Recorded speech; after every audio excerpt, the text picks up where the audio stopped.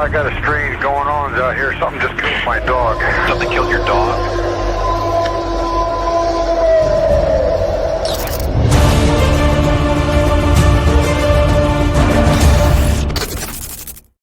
Good evening, everybody. Welcome to the Cryptid Podcast. I'm your host, Daniel. And tonight, you guys, I've got a really special person on. I've got Pam. And Pam is from Arkansas. She's had some pretty incredible encounters. She sent me a bunch of pictures. She also sent me some audio, but unfortunately, it wouldn't load up. So we're going to see those pictures. She'll explain the background behind those pictures. But before we get into the show, I just want to say thank you very much for your support. This channel continues to grow. I'm hitting little milestones, little goals that I've set for the channel, and I couldn't do it without you guys. So again, thank you so much for all your support, likes, views, shares, comments. Just like you know, I do have a membership. It's $2.99 a membership, and what you get is an exclusive early access to a Saturday show, and that's what goes on for right now. Once it grows, once I get merch, I'll probably do some raffles or whatever for any new merch that I come out with. So without further ado, you guys, I want to say welcome. Pam, how are you doing? Doing good. How about you? Doing well. Thank you so much for coming on the show. I saw you come into one of our lives with me and Josh. You'd come over from Squatch and Hollers, Roger's podcast, and the love that his community showed us, and Josh and myself as individuals, was very, very heartwarming and overwhelming in a way, because I get an influx of people now who are emailing me and messaging me, and so yeah, it's a small community, but it's a big community, if you know what I mean. So you're in Arkansas. And you've had a lot of encounters, and I assume from the pictures that you sent me, these are on or around your property, correct? Yes. Yeah. I mean, Okay. like some of the two footprints, two of them were found like right in my front yard. So Okay. So you know what? We'll just let you go ahead and get into those encounters, and what I'll do is I'll bring up those first two, and you kind of just tell us exactly what's going on in these pictures and the kind of story behind those. Okay. Okay. Alrighty. Well, okay, that right there. And the way I found these, my sister-in-law, we was still building our house, and my sister-in-law had been out here, and she had found an arrowhead in the front yard. And then I think it was like the next night we was out here working, and I had stepped out front, and there was two cedar trees across the creek, and I thought I seen something run in between the two trees, and I actually told Paul, I said, I just thought I seen something really big running between those trees out there.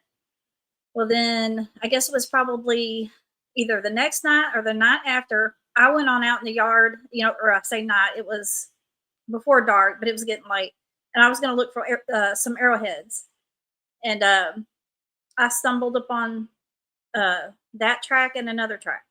And it was just one track each. And that's the bigger one. And it's not as detailed, but, you can see the toes, the ridges. And where these tracks was at, the ground was really hard there. It had rained, and it looked like they had probably stepped in it when it was kind of soft. But you can actually see in the picture with the small track, there's like ridges, and that's the tractor tire track. So that tells you, how hard that ground actually is there. But that's how I stumbled upon those, was just looking for an arrowhead, seeing if I could find any. And then that right there was a few years later. We was on the back of the property, and I found that. And I don't know if that is like a foot or a hand slide, because it almost, in the bigger picture, with my foot next to it, it almost looks like, I don't know if that's a foot or if it's slid or if it's a hand, but you can see digits in there, And that's something that we don't find a lot around here. Are tracks. There's so much leaf litter, and unless you just happen to stumble upon one that stepped, in the dirt. Now, Paul, when we first started hunting out here, I think that was around 2004. He had walked down this trail, and he found a set of 5 tracks, one right in front of the other. He said it was about 10 inches long. And Bigfoot was not on our mind at that time. But he didn't know what to think. It was during, rifle season. It was cold.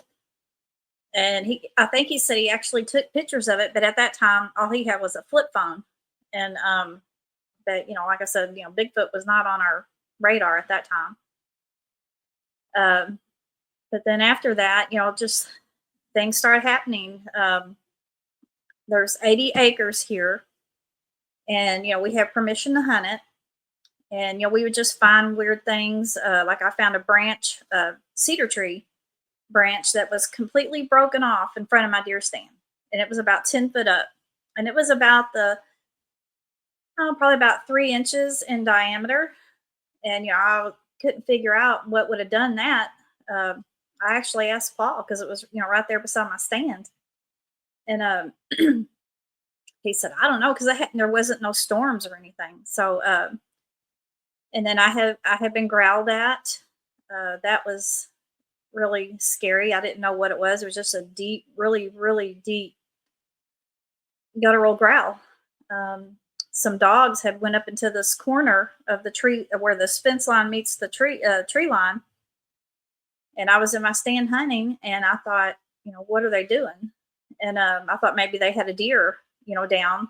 So I got down and shooed the dogs off and walked up into that corner, and I smelled something really gross, when I was walking up through there, and it I kind of stopped. But then I kept on walking because I thought maybe there was a deer injured up there in that corner. And as I kept walking, something from across the fence is in a big major power line. And across there it's a big cedar thicket. And something started growling. And I've never heard anything like this. It was not a dog. It was not a bear. It was not a cat. I just kind of backed out. I backed all the way to the creek, which was about 100 yards. I knew not to turn my back. And then once I hit the creek, I turned around and ran to the truck. And I didn't hunt over there for quite a while. But, I still, we didn't know what could do that. And then Paul's brother came out here hunting with him. And he hunted in a different stand. And actually, the first time I hunted out here, I hunted in this one particular stand that Paul put out.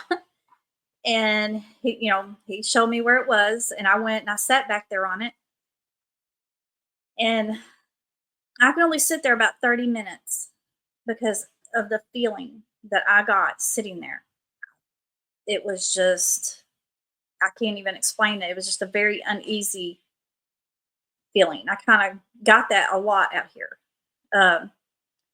So I actually got up and left. Well, Paul's brother, this was sometime later, he went back there, and he was actually just going to sit on the ground. And he heard there's a creek that runs right behind that stand, maybe 25 yards. And he heard something, and he turned and looked, and he said there was something walking up the creek. And it was getting, it wasn't dark, but it was getting really late. It was getting, I guess you'd say, like dusky dark. And he said all he could tell was that it was upright walking, and it was big and black. He said he couldn't tell anything about it. And so he and Paul had come back out here, and Paul stepped off out in the creek. And whatever he saw, he could see from the waist up. When Paul stepped off down in there, he could see Paul from the very top of his shoulders up. So they kind of figured it was about 2 foot taller than Paul, which would have put it, around 8 foot. So, and then, we started wondering then, what is going on? And then in 2014, we purchased 40 of the 80 acres. And another thing, and this happened like while we was building the house, and I think maybe even before, but there is, when you leave out, you have to drive through one of the major power lines, the big major ones, and then there's a smaller one as well.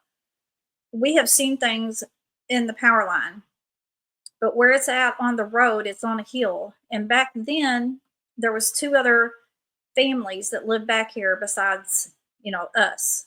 And so when you're on a hill, you don't want to back up because you don't know if they're coming, up behind you. So, and then to turn around, you have to drive a ways to turn around because it's kind of like just a little one-way road. But we had seen things, caught glimpses of things. Actually, we had a couple in the car with us, and Paul and the other woman saw something, and he actually backed up that time. And by the time we got backed up, it was gone. But anyway, so in 2014, we purchased 40 of the 80, and started building. And that's after that. That's when I found those tracks, the smaller one and the bigger one. And and another thing is, like, Paul and his brother, when they would hunt out here before we bought the property, they would hear knocks. They didn't know what those were either. And I didn't get to hunt a lot at that time because the kids were still little. But anyways, after we started building, I found the tracks, and then that's when things like here after we built the house, we didn't have good phone service, and I would have to go outside to send a text, and you would hear limbs and trees being shook. I mean, it was just all the time. And and by this time we were fairly certain as to what was going on. With your mind, you suspect it. You think this is probably really happening or really true, but you really can't wrap your mind around it until you see one. And then, like, one day we were hunting, and I was sitting in my stand, and I had a tree go down behind me. And then a little bit later, I heard another one. And so when we met back at the house for lunch, I was telling Paul, what was going on. And it was, kind of spooked me. And I was hearing this thumping noise. It was just like a loud thud, like if somebody were to take like a sandbag and throw it down on like sand itself, like a loud. It was just a thunk, And I was hearing that, and so he came that afternoon and sat with me, and we were sitting there. The wind wasn't blowing, and then all of a sudden, here comes another tree. I mean, you can tell it was a tree, and it was across the power line and the other woods. So that's 3 trees in one day. But I mean, it was just stuff like that. And then one day, Paul and I was coming home from church, and used to, we would have to drive through a creek. It wasn't real deep where we had to drive through at it. It'd get deep if we got a lot of rain. But he pulled off down into the creek, and he just stopped. And I said, "What are you doing?" And he looked down the creek. He said, "What is that?" And I leaned over and looked, and there was an arm. I bet it was probably 3.5 foot long from what we could see. It was black.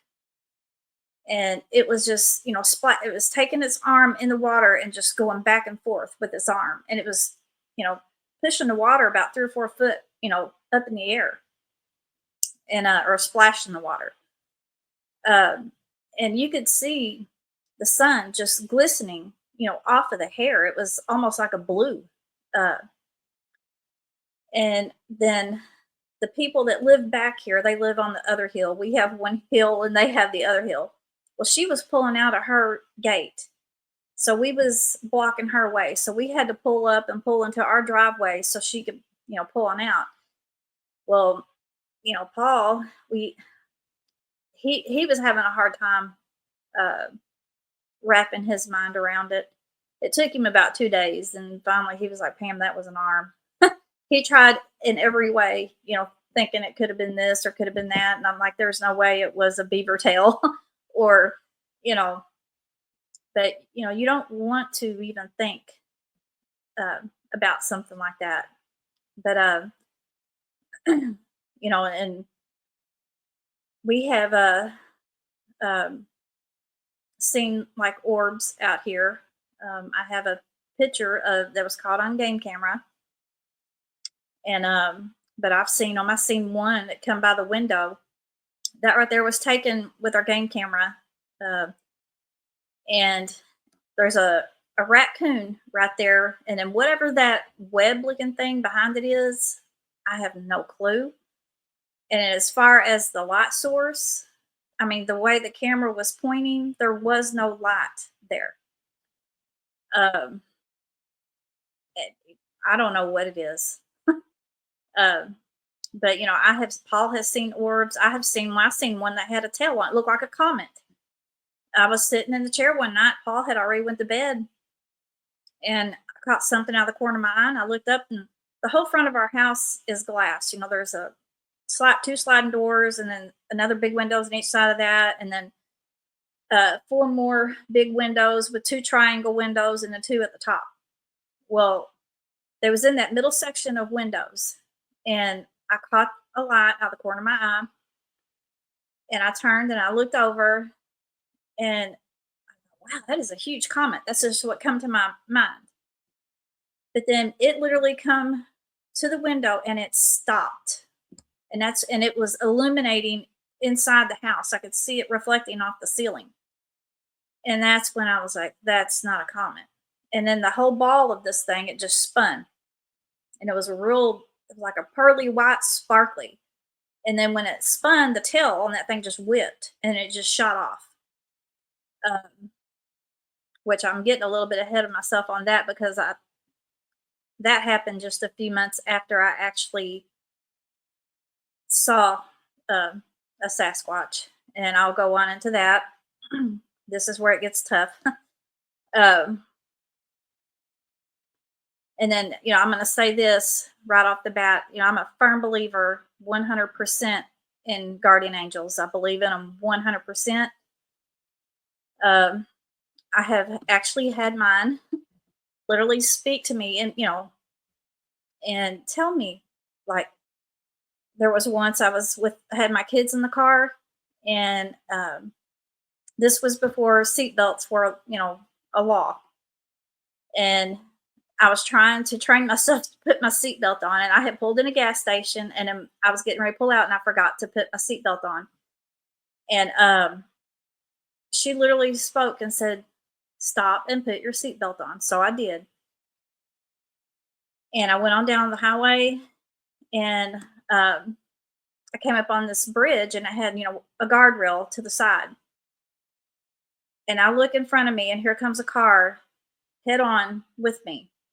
And so I had to take the side of the road, and I was riding that guardrail. I was right up to it, and she was passing. She was doing about 100 mile an hour. But if I had not have stopped and put my seatbelt on, I would have met this girl. And I think what it was is I knew who the girl was. I met her. I would have met her head on that bridge. So that's why I'm saying this is this voice has done this to me a few times in my life, and each time it's saved my life or my kids. So, I listen to it. But the week of my encounter, it was kind of a week long process. It was in June of 2021. I have a swimming pool, and I had went out on a Monday, and I had cleaned it and was just kind of relaxing in it, and I was hearing like this strange whistle, and it came from the first time I heard it came from across over by my deer stand. And it was just a real loud, just whistle, you know, and, which I thought was kind of strange. And then a little bit later, I heard it in the woods over on our property, you know, in our yard. because we were surrounded by woods. Um, and, I thought, well, maybe it was a bird and it flew over, even though it didn't sound like a bird. It was just a real loud, sharp whistle.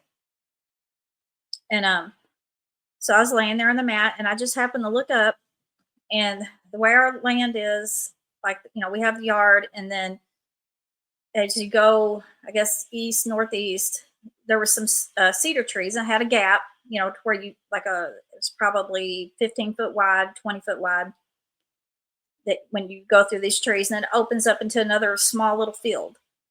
Well, back there in that small little field, I could see something reddish brown sticking out of the trees and the bushes back there. And it looked like part of a head and a shoulder is what it looked like. And I laid there on that mat and I watched it, and it never moved. So I thought, well, I'm going to float over and get a drink and then come back and see if it's still there.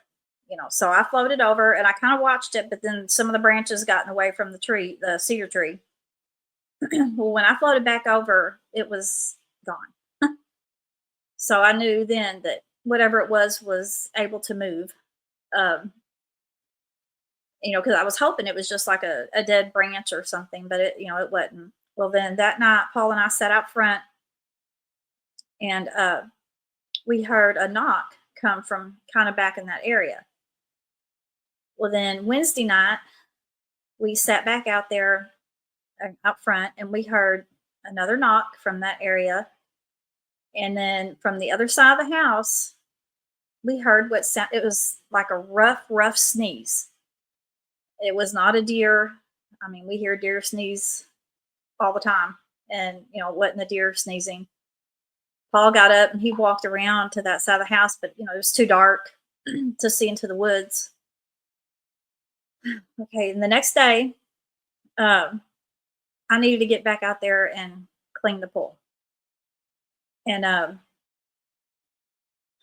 we was getting ready to go on vacation, so I needed to get out there and clean it.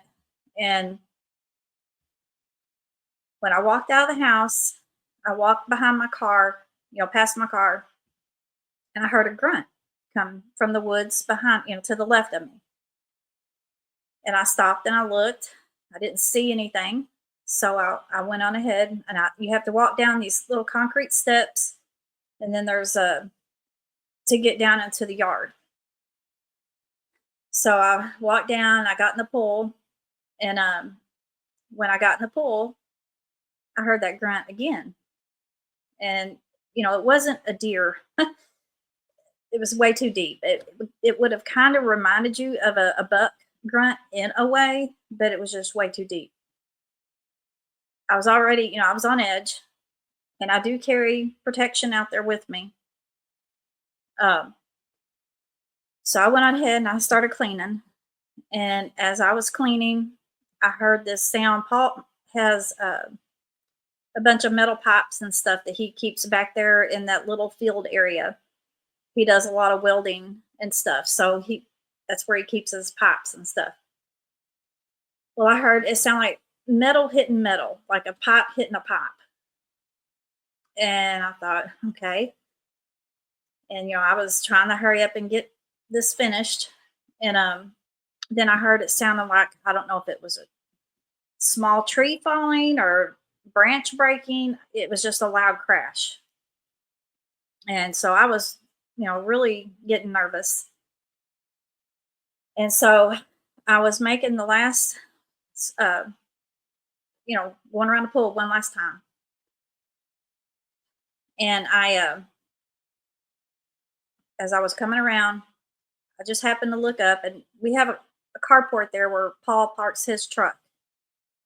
And I could, when I looked up, I was looking behind the carport up into the woods, and it was standing there. It was about 40 yards away, 20 being like the yard and driveway, and 20 being into the woods. And when I looked up and I seen it, I probably looked at it. I don't know. I've tried to go over it in my mind about 5 seconds. And then that's when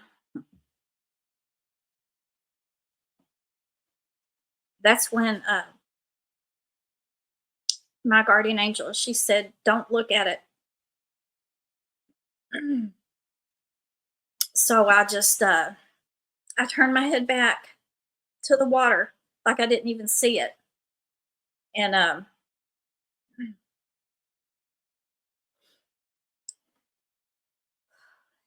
And I was just looking at the water. In my mind, I was thinking, I gotta get out of this pool. Uh and I was trying to kind of look up underneath that carport. We had the lawnmower parked under there. There was some stuff stacked on the lawnmower, and I couldn't see up through there. So I didn't know if it was coming to me. Uh, I didn't know where it was at.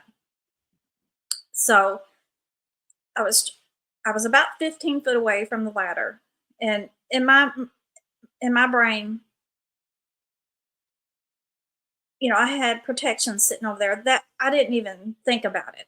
You know, I was just wanting out of that pool, and I was kind of leaning back. I was trying to look up there. I couldn't see, and I couldn't see it. I couldn't tell if it was coming towards me. And I remember I turned back towards my ladder. I remember looking at the ladder, and that's the last thing I remember. Uh, the next thing I remember, I was standing on those concrete steps, and I was looking around. I remember scanning, wondering where it was at, and it was like a fog everywhere. Um, I mean, it wasn't foggy that day. It was a bright, sunshiny day, but I was seeing fog, and so I just, like I said, I was just scanning, and I remember going up the steps and running into the house. But that's the scariest encounter for me. I've seen them a couple of times since. Uh, I mean, it scared me, but not that day. I believe 100% that the good Lord stepped in and saved my life. I don't think I would be here if it wasn't for the Lord. um, and I have seen them a couple of times since. I've seen like a ash gray colored one. I was sitting out front, and Paul had went over to the other property to bush hog their field, and I was sitting out front, and I heard that a metal sound again. And I don't know what that is. Um, and I just turned and looked, and about over where I had seen this reddish brown one. Oh, and I'll describe that one to you here in a minute. There was this ash gray colored. It was smaller. It was still, it was still pretty wide at the shoulders, but when I looked at it, it just dropped like it was on an elevator. I mean, just it was gone. But the one that I seen when I was in the pool, he was. I originally thought probably 7.5 foot tall until I seen a cutout of one that was made out of a 4x8 sheet of plywood. And so now I'm thinking it was more like 8 foot tall, because it was every bit of 4 foot wide at the shoulders, and it had like a rounded head, and then it came down, and its shoulders just went straight. They didn't slant; they just went straight. And it was standing there with its arms kind of bowed, like it was like it was gonna take off running, you know. Um, and I could see the pec muscles in the chest. I could see it was kind of tapered at the waist. Um,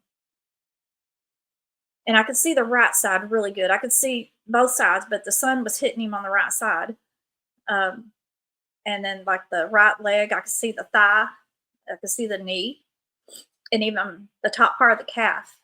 Um, and then when it was standing there, the wind was, blowing, and I could see it had about 6-inch long hair hanging off the arm, and it was just blowing in the wind. I couldn't see any skin, and this thing, its hair was pulled over in front of its face.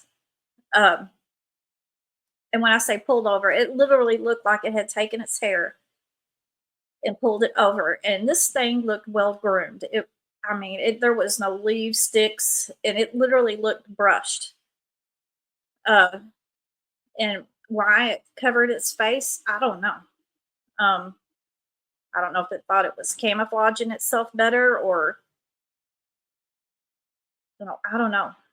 But somebody had asked me before if I'd seen skin, and I said I didn't see any skin. I said this thing was hair covered. um, but then, as I think back, I guess the only skin I could say that I seen was its hands, and they were black. Um, but and then like the ash gray one, that happened so fast I couldn't tell you. All I could see was the head, shoulders, arms. I didn't see nothing on the face. Um, and I think I've seen that reddish brown one again, probably the next year, back when I was out cleaning my pool. He was across the field, across the yard, and then we have a creek that runs right through the yard, and then there's a field and then more woods. But I was cleaning the pool, and the hose was hung, and I turned to, see what the hose was hanging on, and when I turned, I seen same reddish brown sticking out over there, and when it was like a double take. I seen it, and I turned back, and it was gone. And there, I seen this something it was like a sandy brown color. It was just, all I could see was movement going up the creek or down the creek. I couldn't tell you what part of the body. It was not a deer. It was way too big. But and then, like I said, we had caught glimpses in the power line. But and then last year, I was hoping that I had seen the reddish brown one again, but had not had anything like that until last year. And I was sitting out in the yard in the swing, and Paul had went down the driveway. There was a tree that was dead, and he was wanting to cut it before a storm blew it over. So he was down there cutting that, and I was sitting out in the yard, and I started getting that creepy feeling. Didn't know why I was feeling it. So I thought, well, I'm just going to go get on the four-wheeler and go down there with him. And I was walking towards the shop. From the swing to the shop was probably 60 yards. And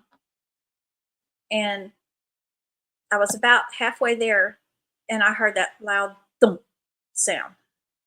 And it came from back where that little field is. So I looked down there. I didn't see anything. And I kept walking, and right as I got to the shop, I heard it again, and I turned around, and I seen that same reddish brown peeking out of the woods, and I'm like, "You're kidding!" No, I didn't even want to acknowledge that that's what I was seeing. So I jumped on the four-wheeler, took off, and as I was leaving, I was looking down there; it was still there.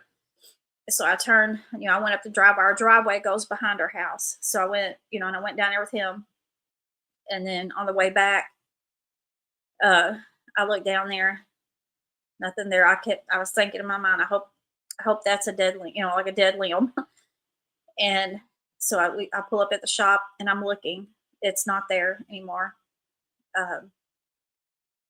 And I walked, I kind of walked on out in the yard, and I went back, and I was telling Paul about it, and I literally went into a panic attack because I felt like he was telling me that he's back. That was just the way I felt.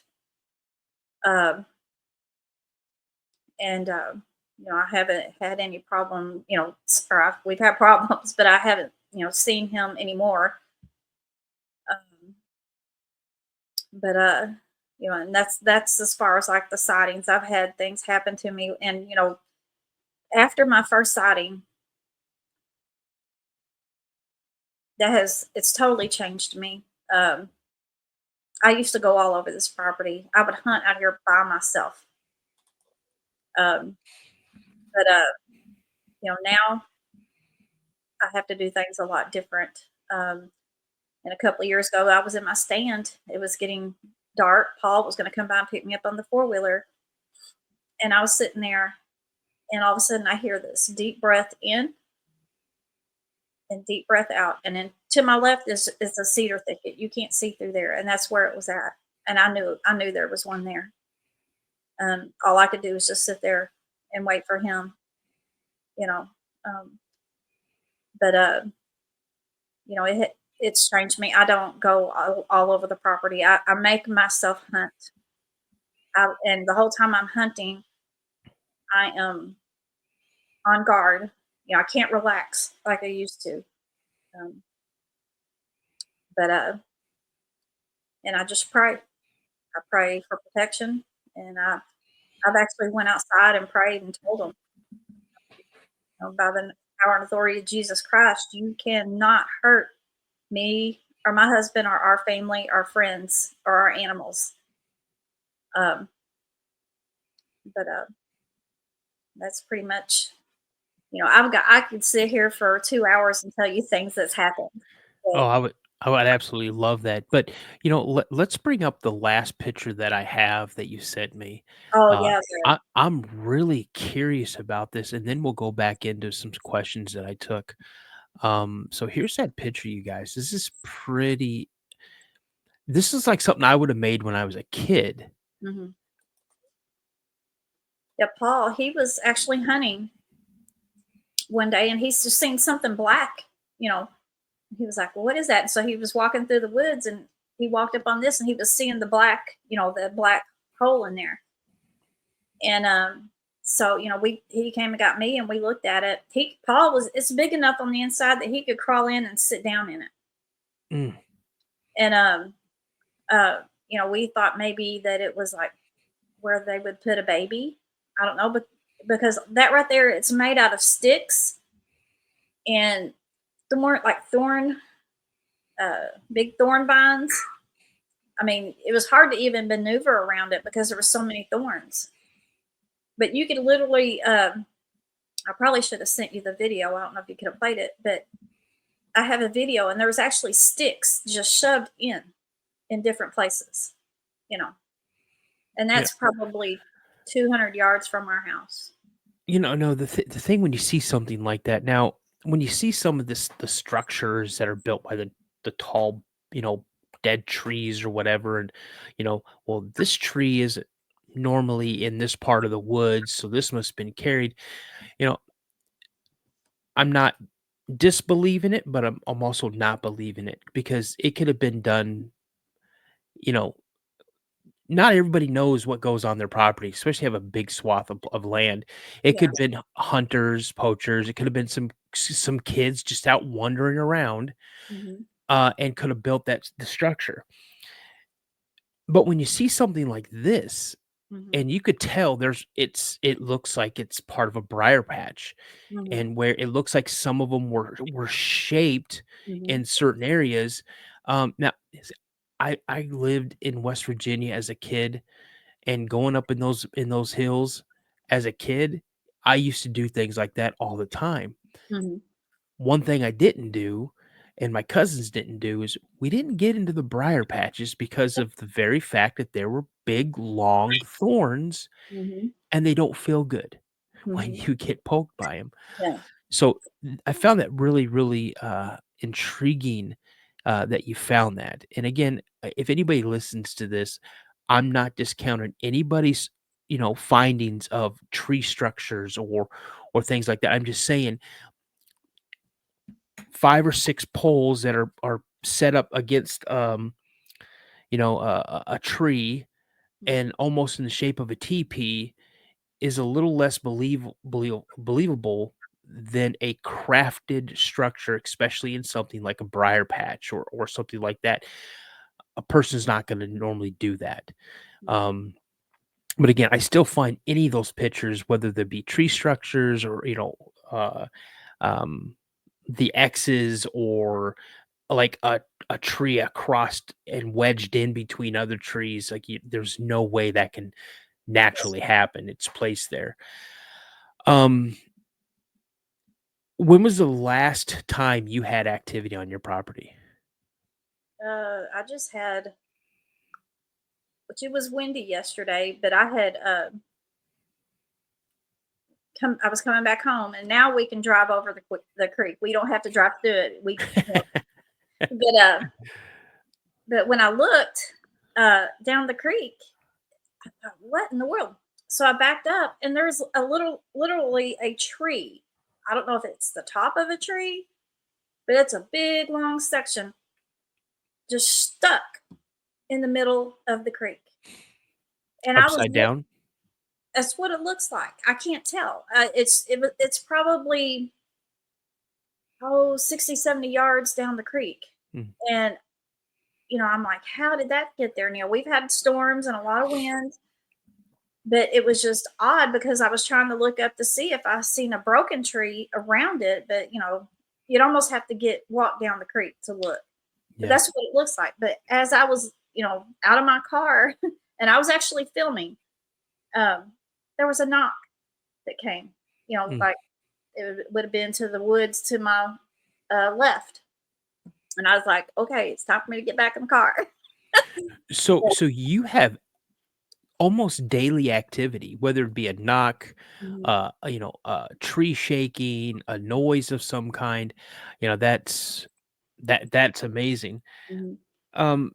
So I have some questions written down, and let's go back to the tracks that you first found Mhm. while you were building your house. So, about how long and how wide would you say that the larger print was? Well, my uh, shoe is like a size 6, and I don't know. I never did measure it, but I'm assuming it probably looked about 14 inches, maybe.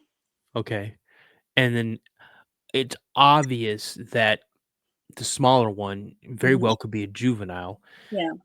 And what size would you say that would be? Well, like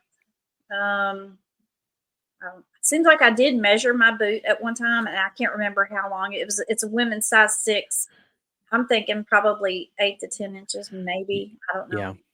and you didn't mention this um, during this interview, but before we started, Mhm.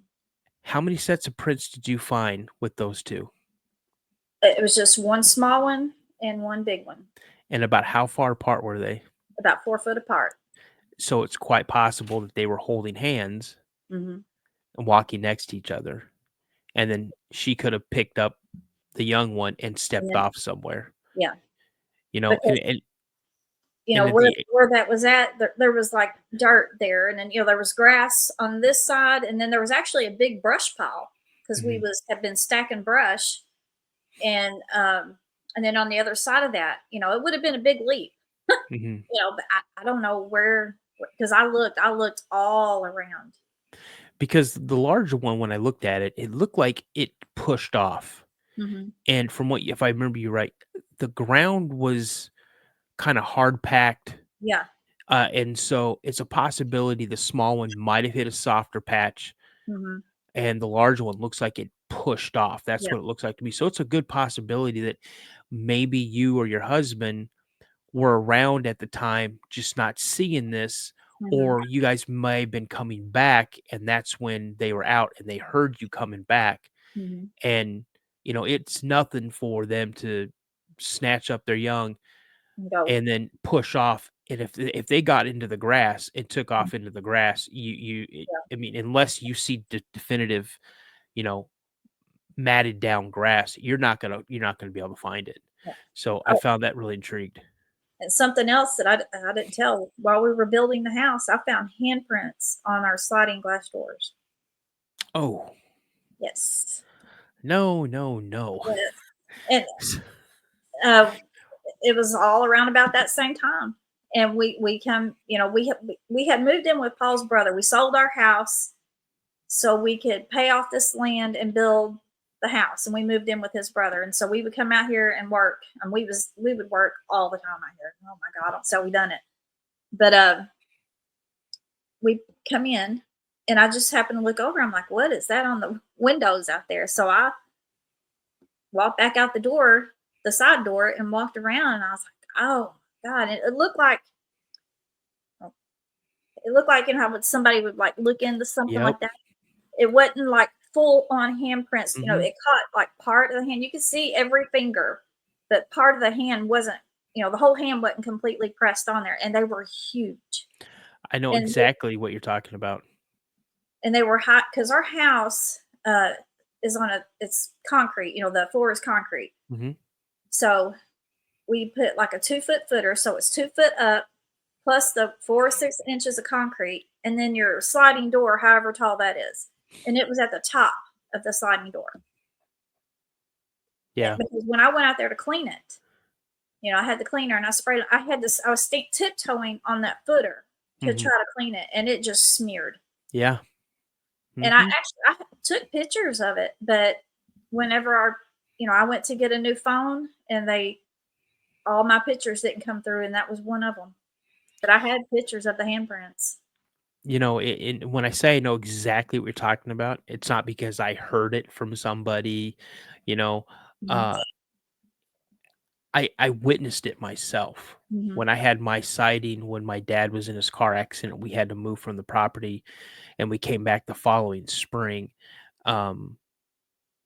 to get some stuff because my dad lost the property because he couldn't work and he missed payments. And so the bank repossessed the property. So we went back to get some stuff and we lived in a fifth wheel. Mm-hmm. And you know how fifth wheels have like that little like loft and they have those windows up there and those things are like 10 feet up in the air. I saw around every single window the exact same thing. Like something was looking in the window to see where we were at because one day we were there, the next day we weren't. Mm-hmm.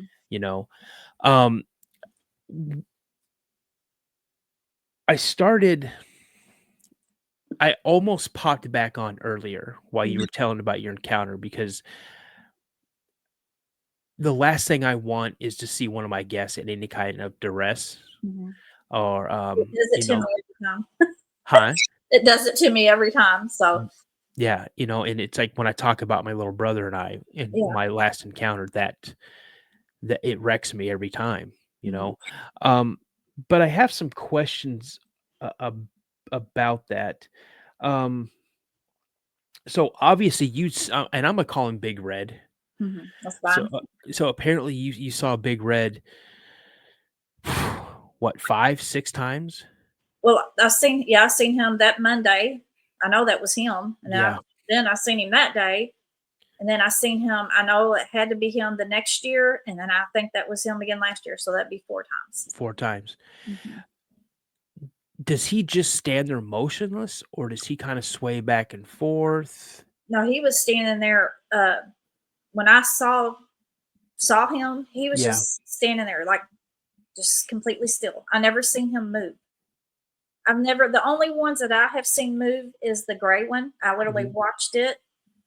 And then, I forgot about this. Like 2 months ago, Paul was out here cleaning up beside the house. We're building another little small cabin. And he had cut some trees and he was sawing up these little trees. And I walked by the sliding door and I just happened to look over, and across the field over there at the edge of the tree line, there was one standing. This was like a brown, like the color of a Tootsie Roll, that kind of brown, the chocolate brown. And that thing, as soon as I laid eyes on it, it shot into the woods. And there was little gaps in the woods. And I could see it just choom, choom, choom, choom, choom, back and forth. And I literally thought that I was having like a medical episode of something. You're having an episode. Yes, because it wasn't making sense what I was seeing, the way it was moving. And but and I've seen it go back and forth several times. And then, I was like, what in the world? And then so Paul, we went out there. I never found any tracks. There's so much leaf litter, and that's a field, grassy field. Hmm. But it was about the size of Paul, like shoulder width and half Paul with his boots on. He's like 6 foot. Hmm. But, so just your average size man, that's about how big this one was. But to watch this thing move made no sense. It was Yeah. like going from 0 to 60 at the snap of a finger. I mean, that don't even make sense to me. Yeah. You know? It's the female that I saw, her movements were so fluid. There was no jerky movements. It was all she turned, went Mhm. like this to block the light from her eyes, and then she made another just a fluid motion to the right, and then took steps off. And when she took her first step is when I sunk down into the floorboard of the car. And when we got to the area where I believed she was at, I kind of peeked my head up, and she was in the tree line, which was probably 16 to 20 feet from the road. Mhm. And she was standing there. And through the way the lights were off my dad's car, I saw her blink her eyes. Mhm. So I can understand when you say, the movement of them, especially when you said the ash gray one, on how it just, you saw it and boom, it just Yeah. dropped. A lot of people who have never seen them move, we can describe it as much as we want to, but until you see it, it is one of the most extraordinary, fascinating things to see something that big move so quickly and with no effort. Mhm. It's hard to comprehend at times when you Mhm. see this.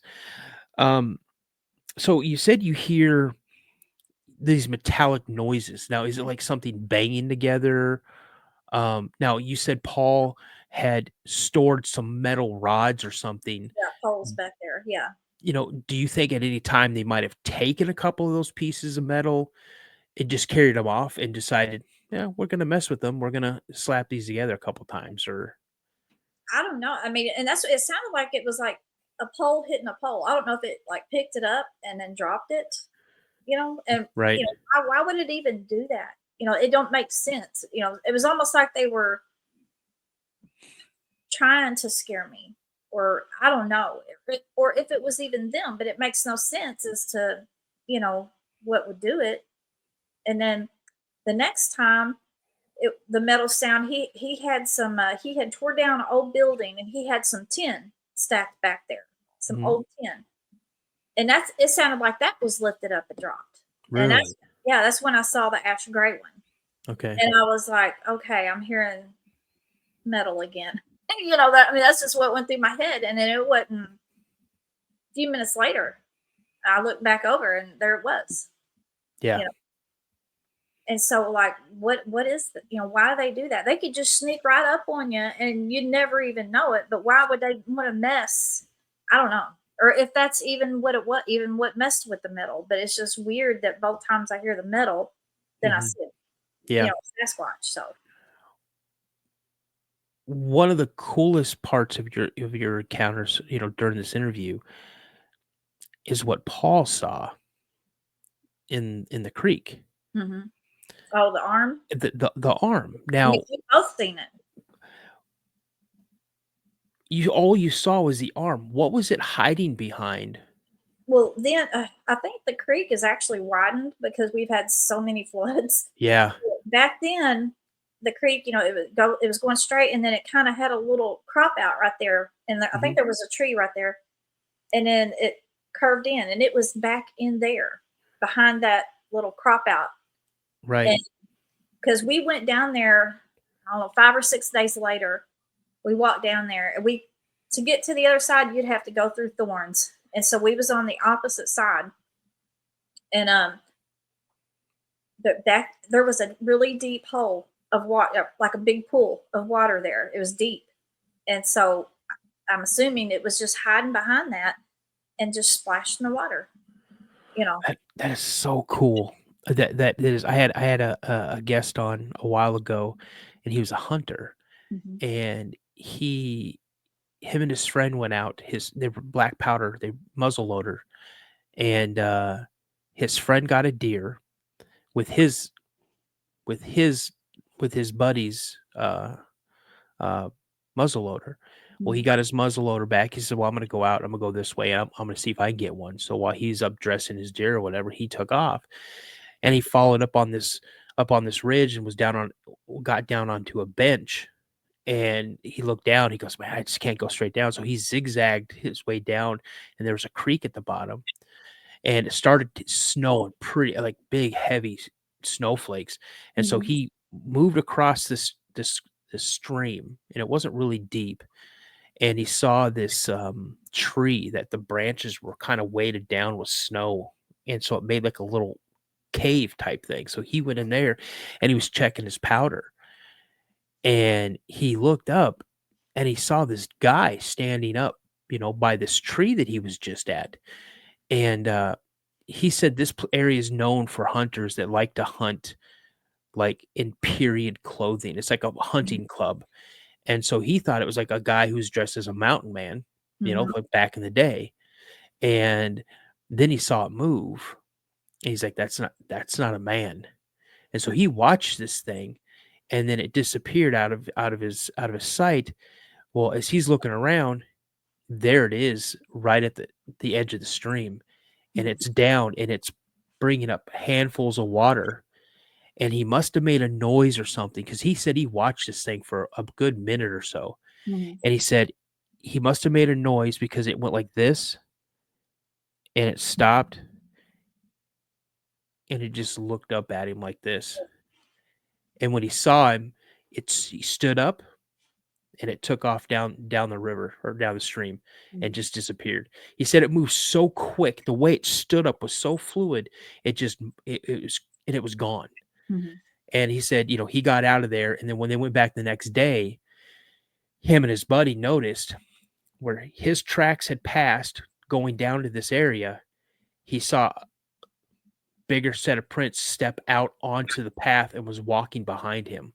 Gosh. And he's thinking that Mm. when he got into the trees, that thing was looking for him and couldn't find him. So he thought, okay, maybe it's clear. And that's when he went down the river to get a drink. Yeah. Yeah, that's crazy. Um, your encounter is honestly terrifying to me.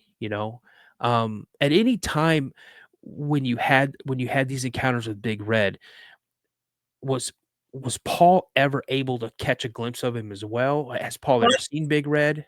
Paul wasn't here, you know, because my first sighting, he hadn't made it home from work yet, Yeah, and I was out there trying to get stuff done. yeah, And then the next time, and that's another thing, I wouldn't. I make myself get back out there, yeah. uh, even when he's not here. People are like, "Why do you do that?" Because you're brave. It's because I have to. Yeah, it I was. cannot let these things. I have had to change the way I do things, Yeah, but I can't let them completely dictate my life either. You know. that's your home. And Mhm. granted, if you want to look at it, it was their home before it was your Yeah. home. Yeah. But it's. I'm sure you and Paul built your forever home. Mhm. You know, and all you want to do is you want to live in this house, you want to live it with the land, you want to be part of the land. You're not going around, you're not stripping all the trees and everything.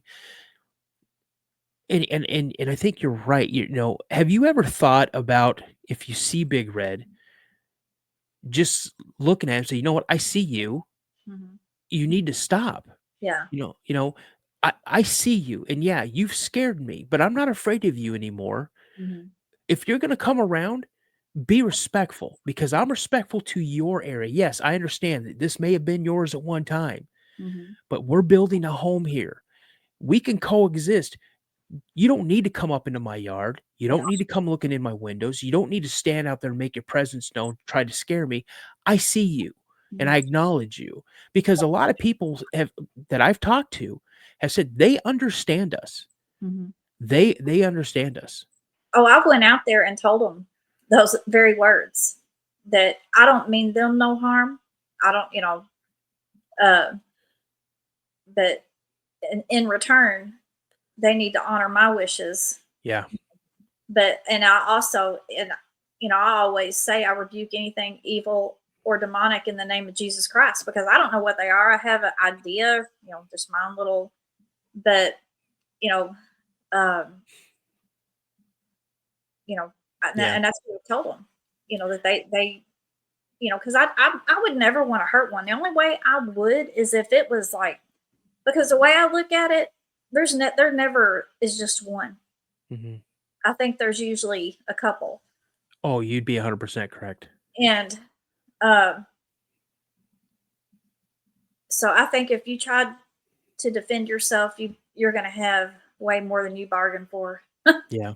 Uh, Yeah. No, so 100%. And I agree with you on that. I know in the property where I had my sighting, she was standing about 150, 200 feet or meters from our driveway. mhm. And it was a family unit. It was three adults, Mhm. like an older child, and then two juveniles. So you're right. Now, do you think that, and I'm going to call them Sandy and Ash, do you think, and we'll call the other one Brownie, you know, um, do you think they're part of the troop, the clan, a family? Do you think they're all together? And the other ones, Sandy and Ash, do you think that they're, younger adolescents Mhm. that are very curious about what's going on around your area? I actually think it's probably a family group. And Mm. like, okay, Carrie Arnold came out here. I was talking to you. Mhm. He was going to do a documentary. Yeah.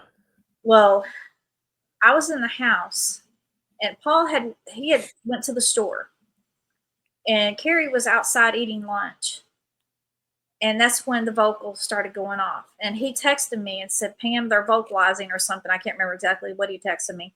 So I came out the door, and when I walked out the door, I heard the end of some kind of howl, and then two perfect whoops, and then some other type of howl. Well, he said there was 5 different vocalizations from 5 different areas. Mm. So he said it's like they was positioned. Okay, so you mentioned whoops. So I have some audio that was provided to me by a previous guest, Mhm. Jimmy, and his episode is called Oklahoma's Area 51. And these are some audio that he Mhm. had caught. Let me play this for you. Let me know if any of this sounds familiar. That's maybe come from your area. Mhm. Stand by.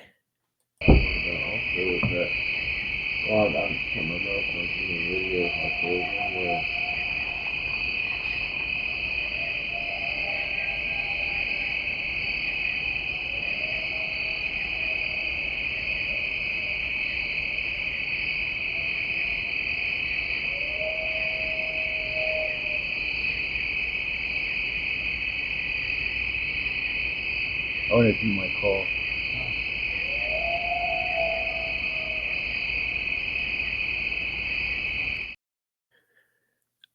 Were you able to hear those? Yeah, I could hear them pretty good. But yeah, I mean, we hear howls like that out here. Mark Newble from Sawdust Beast, Hmm. he's been coming out here, um, and he has recorded some vocalizations. And he said that on the spectrogram, he said it doesn't match anything. Yeah. And there was one of them that sounded a lot like what he captured out here. Here's another one that he had sent me. This one is I've got a total of 4, but I'll play 2 more. This is one of my favorite ones.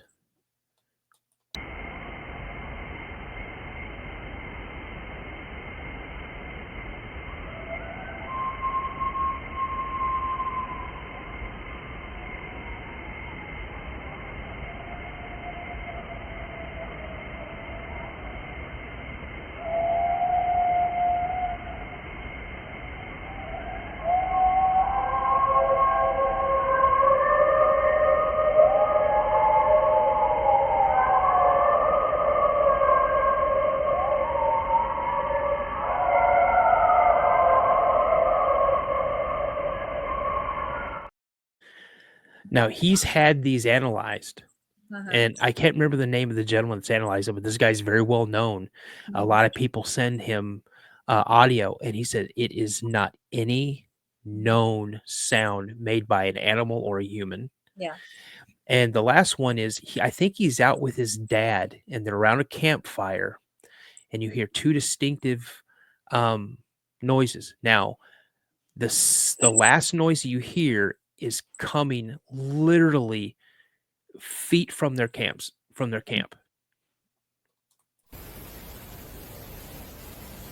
I heard.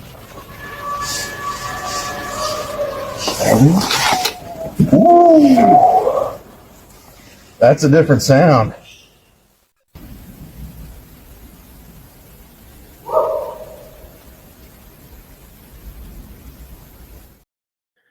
So you heard the wahoo, Mm-hmm. and then that whoop. When you heard that whoop, that was literally feet from their campsite. Whoop. Yeah. Well, the whoops I've heard, like on I think it's the Sierra sounds, the whoop. That's exactly. And that's perfect. Like like I say, the perfect whoop. Because it was like whoop, and that's what me and Carrie both heard. And then I've actually recorded some that sound pretty close to it. Yeah. You sent me some audio, and again, unfortunately, I couldn't get it to load. But not only did you hear them, but we also heard your sister-in-law having a good time. So, and I'm sorry I couldn't get those on there. But, I would hear those when I lived in West Virginia. And my great grandma, she'd go, "Oh, it's them boogers," or it's them hillbillies. She called them by hillbillies or boogers. And she always told me, you never go out in the woods at nighttime. If it starts getting dark, you come up out them woods and come into the house because you don't want the boogers to get you. Yeah. And again, I thought it was just like, hillbillies or moonshiners or something up in the hills, and until later on, when I had kind of a little encounter in West Virginia, it's like, okay, yeah, these are not moonshiners and these are not hillbillies. So, but yeah, Miss Pam, I just want to say thank you so much for coming on the show, and I'd like to have your husband on as well on another time if possible. Well, we didn't know. I mean, he would have came on tonight, but we didn't know. He's already in his pajamas. So. Oh, hey, it's going to be a little while before I get in my pajamas, but yeah, if you guys would be willing to come on again, and I'd love to have both of you back on. And I might be heading out that way around August to hit the East Tennessee. What was it?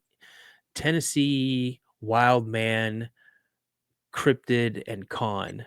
I might be coming out there in that area, so I might take like a 5 or 6 day vacation and drive on out there. And who knows? I might see you there. I might even swing on down into Arkansas because there's a couple people I know that live in Arkansas. So, well, you're more than welcome. We're going to build or we're in the process of building a cabin out here that we have a spare bedroom, but it's so teeny tiny. And when we have family or company, there's people sleeping on the couch and the floor. So we're building this. Paul has his own bandsaw mill. So he's cut the trees, logged them, and he's in the process of building this little cabin for, extra company. And so I've already got people like, "Hey, can I come stay in your cabin?" Nice. So, well, again, I can't thank you enough for being so kind and gracious to me in the chats, and then agreeing to come on the show and just telling me. I know it was a hard encounter for you to retell, and I appreciate you so much. the encounter, I mean, I'll put it, it's a bittersweet thing because it takes me back into how scared I was because I thought I was going to die. Yeah. But then it also reminds me of how good God is, the spiritual, and that really gets me. Just God is good. Yeah. Because I believe 100% the good Lord protected me that day. And so I get emotional. It's all mixed in together, the bad with the good, Absolutely. So. Yeah. All righty. So it's a good thing in a way. So. Well, if you want to wait in the lobby while I close out the show, I'd like to talk to you for a couple more minutes, and then I've got to jump off and then jump on a podcast myself. So, okay. All right. So just go ahead and stand by. Okay. All right, you guys, that's our show for tonight. And again, Miss Pam, thank you so much for coming on. You guys, you have to understand when you come on the show, I try to make this as safe as a place for anybody to come on and tell their encounters. If you get emotional, you get emotional. No one's going to chastise you for that because, your encounter is simply that, your encounter. Only you know how you truly felt when you had these encounters. I could sit here and pick apart Miss Pam's encounter and say, well, I wasn't scared, but I'll be honest with you. I was a little scared, not only, for what she encountered, but also for her, because she had to deal with this. And she continues to deal with this, but she has God on her side, and she's prayed to God.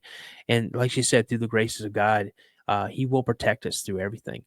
But with that being said, you guys, again, thank you so much for coming on the show, Miss Pam. Thank you for tuning in, and everybody. And remember, as my buddy Josh always says, stay prayed up. And as I always like to say, remember, a legend starts with a sighting. You guys have a good night, and I'll see you next time. I got a strange going on out here. Something just killed my dog. Something killed your dog?